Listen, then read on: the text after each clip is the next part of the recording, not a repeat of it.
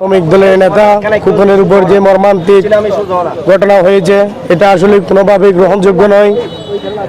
আমাদের রানীহাটে বাজারে ফ্যাসিস্ট হাসিনা খুনি সরকার হাসিনা পালানোর পরে এরকম কোনো ঘটনা আমাদের রানীহাটে ঘটে নাই।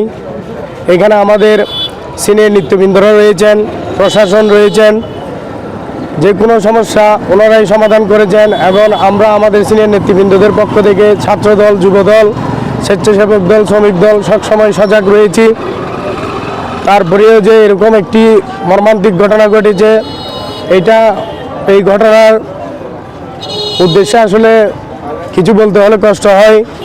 যে কুকন দুঃসময় অনেক কষ্ট করেছিল, আমরা দেখেছি সে দুঃসময়েও মিটিং মিছিল করেছে, তার দোকান বন্ধ করে দেওয়া হয়েছিল এবং সে রানীহাট ত্যাগ পর্যন্ত করেছে।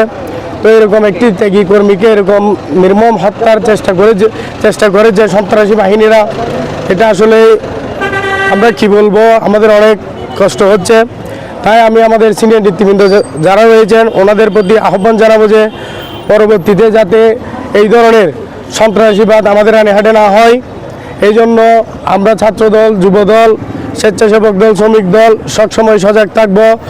আর এই বিষয়ে সুষ্ঠু তদন্ত করে সন্ত্রাসীদের যারা এই কর্মকাণ্ড করেছে তাদের আইনের আওতায় আনার জন্য আহ্বান জানিয়ে এবং খুকনের জন্য সবাই দোয়া করবেন, খুকনের ফ্যামিলির জন্য সবাই দোয়া করবেন, এই বলে আমি আমার সংক্ষিপ্ত বক্তব্য শেষ করলাম।